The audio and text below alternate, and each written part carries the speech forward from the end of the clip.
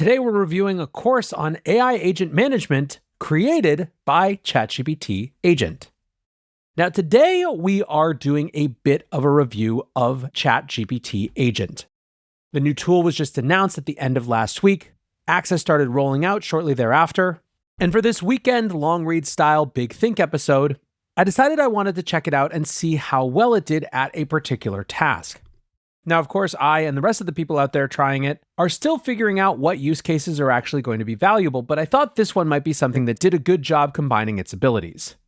For those of you who haven't listened to or watched my overview show of ChatGPT Agent, basically it combines the deep research capability of deep research with the computer use capabilities of Operator, along with the terminal encoding abilities native to ChatGPT.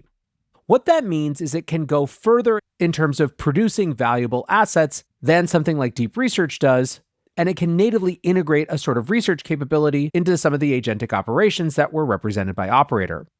The natural first use cases then I think that a lot of us are experimenting with are in some ways sort of like deep research plus a production task, something that maybe we could have used these two different systems or a handful of AI systems to do in the past, but would have had to wire together manually, and now can maybe be put together right from the get.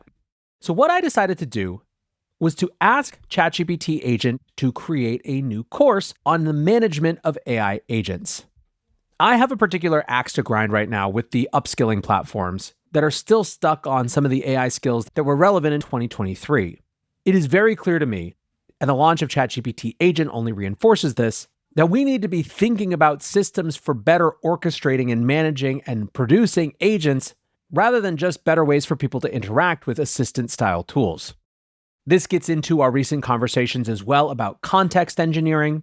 And so screw it, I thought. Let's see how well ChatGPT Agent does all on its own at creating a course on agent management. So from a prompting perspective, I used the dictate feature because I wanted to ramble a little bit and give it some of my background, basically say what I just said to you. And I also wanted to talk through what I wanted out of this: a course syllabus, a set of action items and to-dos. I made it clear that I didn't want this to be a loss leader to a full course. I wanted it to be a fully stocked end-to-end self-directed, self-managed course that someone could take for themselves. The goal is, and I will in fact do this, to share everything that was produced in the show notes so that you can go do this yourself if you so choose.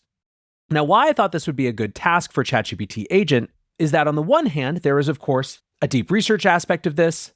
It's got to go find a bunch of resources, but it also needs the O3 sort of reasoning capability around designing that syllabus, as well as designing the activities. And then it needed an output that was not just a syllabus, but as you'll see, I also wanted a companion workbook that had all of the activities pulled out. So I've already produced all of this, but I'm going to run the initial prompt again, just as we talk over it, so you can get a feel for how ChatGPT Agent works. So we plug this in, and then immediately, remember, the way that Agent works is it has a virtual desktop, a virtual computer that is going to be its way of interfacing with the internet. As we're waiting for it to get set up, it did this particular set of tasks pretty fast. I think that the first search took about 4 minutes, and then a refinement took another couple of minutes, and then when I had it turn the materials into decks, it took a little bit longer, 10 or 11 minutes, but still it was pretty fast, especially relative to some of the other more comprehensive missions I've seen that have taken 25, 30, 35 minutes all at once. Okay, and now we can start to see its chain of thought. One of the cool things is that you can actually go back and see the full chain of thought, or at least what OpenAI exposes to you, even after it's done. So the way that this works is because it's got Operator built in, it doesn't just have to use a text-based version of the internet, but it can also interact with the graphical user interfaces via clicking around. Now, one of the other cool things about Agent is that just like if you had tasked a colleague to do this work, you can give it refinements in the middle. You don't have to wait for it to finish to continue to talk and refine its mission. For example, after 2 minutes initially, I said, this should default be a course for non-coders, although even for non-coders, we should have them vibe coding and learning MCP. If you want to include an advanced section for coders, that could work.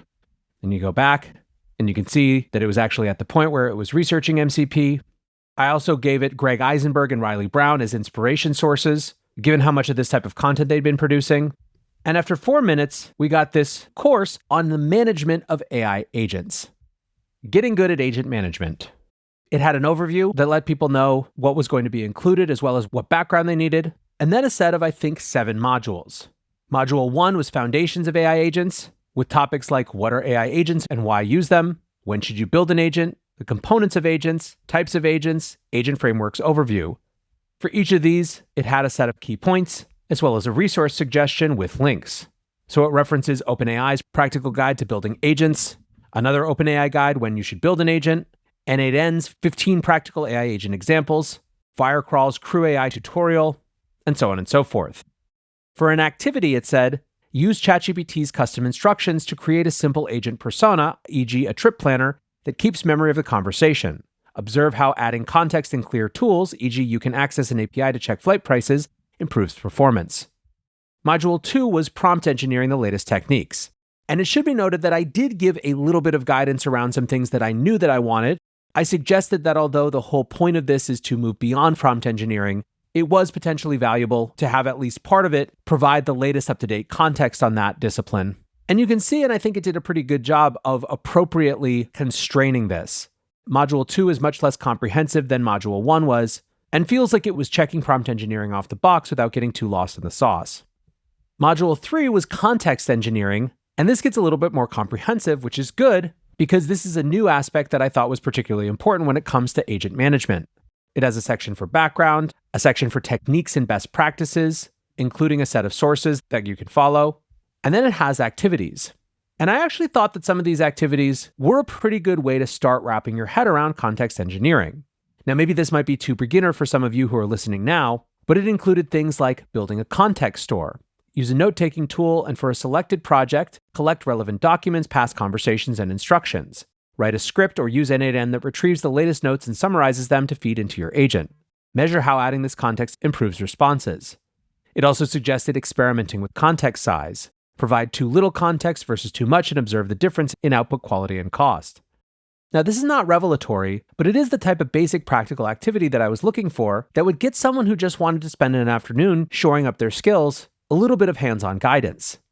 Module 4 was tools and frameworks for agent management, which was broken up between no-code and low-code tools and code-based frameworks.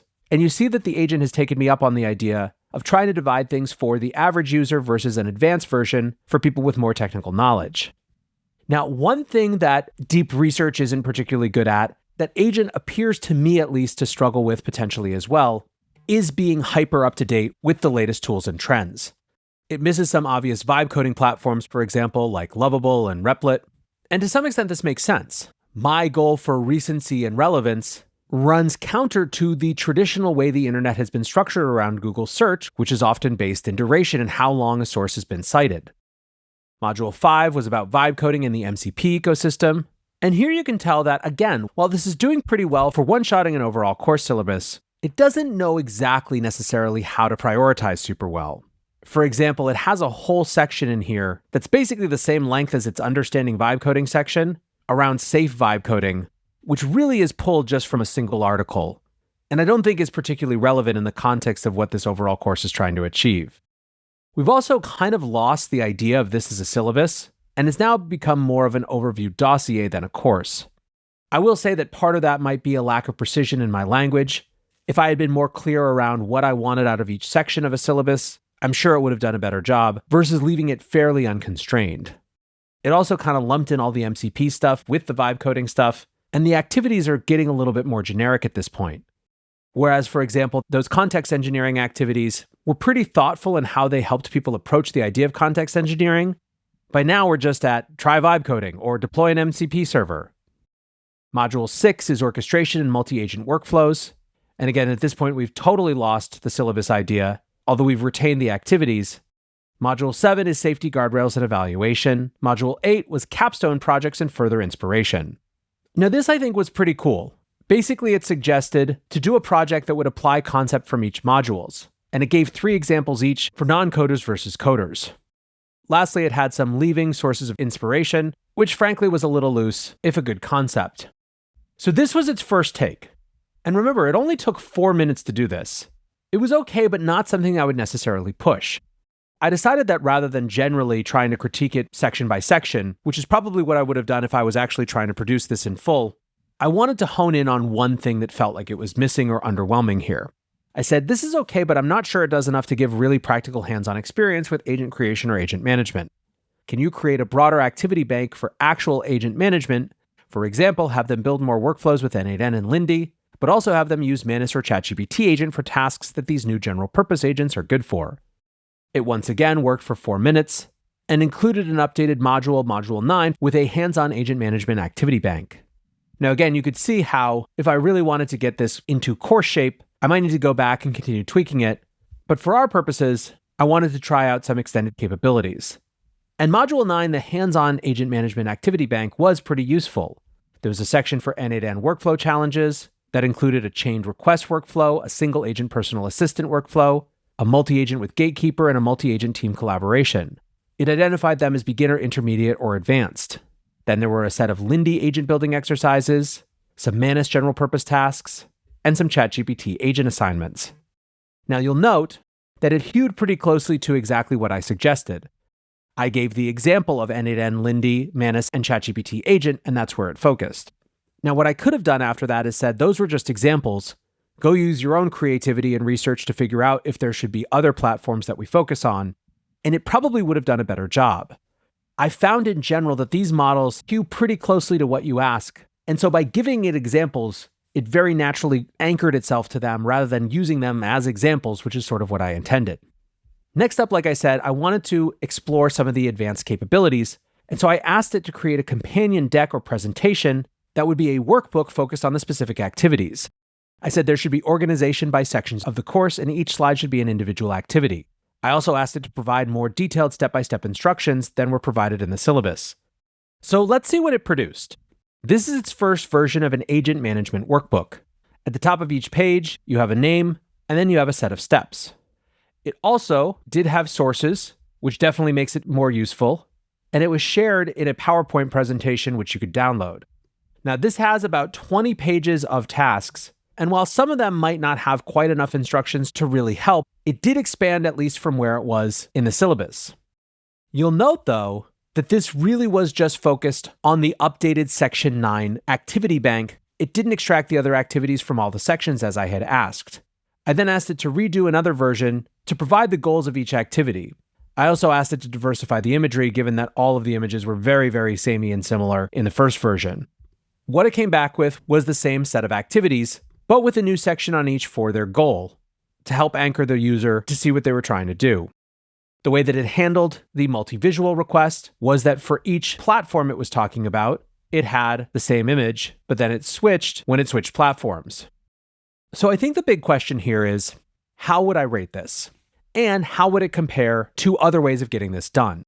As an actual product or output, what I got is frankly in the C generously range.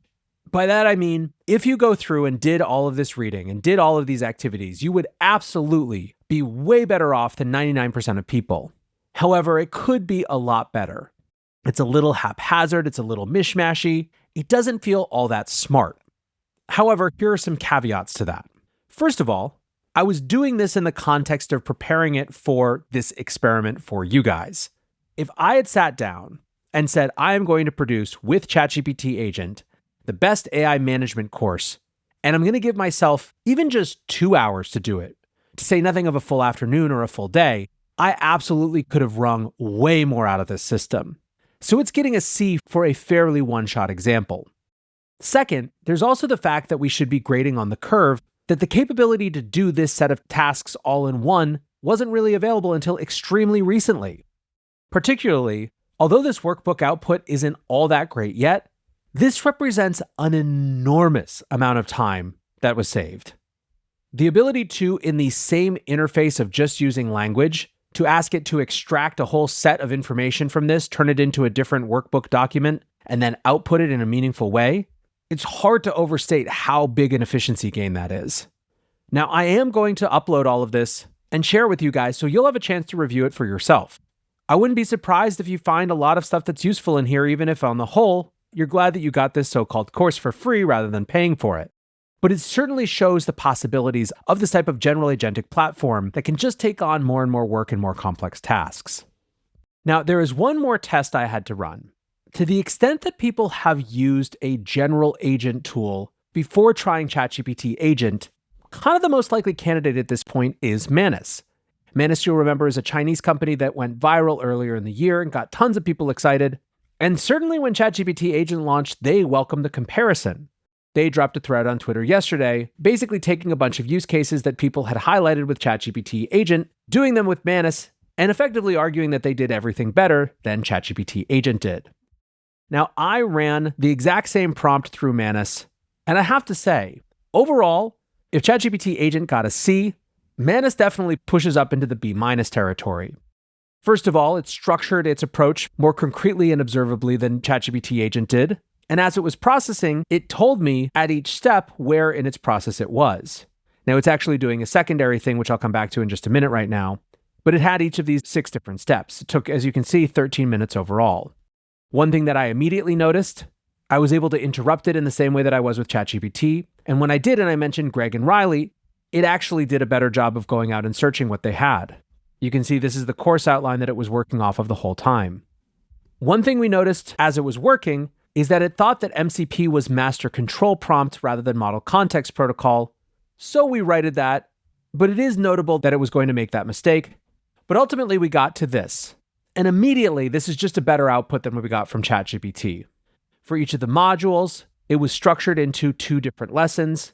I found in general that the lessons were more right on. And it also understood the prompt that because this was self-directed, the resources needed to be really front and center so people could go read them for themselves. Interestingly, it just seemed smarter than Agent in some ways. For example, it picked up on and created a lesson about why agent management is the new key skill. When it came to the activities, they were pretty comparable to ChatGPT agents. I think the modules overall were slightly better organized in Manus. I think the hands-on agent building suggestions were a little bit better with Manus. And one thing that's notable is, just like with ChatGPT Agent, the first round of activities were a little bit lacking. So I gave it the same prompt to go expand them, and I gave it the same examples of N8N, Lindy, and general purpose agent work with ChatGPT Agent and Manus, and it once again hewed pretty closely to those. It did some updates on the activities within the main modules, but then once again added an additional practical activity bank. Overall, like I said, if ChatGPT was getting a C, this is definitely closer to at least a C+ or even a B-. Now from there, I asked Manus to create that workbook and slides on the side. And this is where it really just kicked the slats out of ChatGPT. Coming into this, I was looking for a few things. One, I wanted to see whether it would actually extract the activities from each modules or just pull from the activity bank, as ChatGPT Agent had done. 2, I wanted to see how good at providing an expanded set of steps it was. And 3, I wanted to just see how good the thing felt overall. Now, we did get one error along the way, but then we were able to finalize it and got this presentation. And if ChatGPT Agent's presentation was closer to a D+ even than a C, this is closer to a B+. It is much more robust. It actually pulled all of the activities from the different modules, and just in general, did a really nice job with this. Now, the thing that it was doing as I was just talking to you is that it gave an additional selection asking if we wanted to turn it into a website, so I said sure, and that's where we are now. Now, as we wait for Manus to deploy this website, I want to come back to the overall takeaway. First of all, it's clear that Manus is a more polished product. It's gotten more reps in when it comes to this type of user experience. However, by virtue of the distribution they have, ChatGPT Agent will almost instantly be used by more people. And what this means in total is that people are about to start having these first experiences with these powerful general agents. Yes, there are tons of parts of these outputs that are ill-defined, that wouldn't pass muster if you had, for example, an employee doing them, but we are over here one-shotting things. And the fact that we're getting these types of results in a matter of minutes, without a ton of refinement, as I'm live creating this during a podcast recording, is indicative of where things are headed. I remain most excited to discover what use cases actually get powerful and normalized most quickly, and I'm excited to hear about, as you guys get access to it, what you are finding use for with ChatGPT Agent and with Manus. For now, let's close out here so you can get off to using this weekend to play. Appreciate you listening or watching as always, and until next time, peace.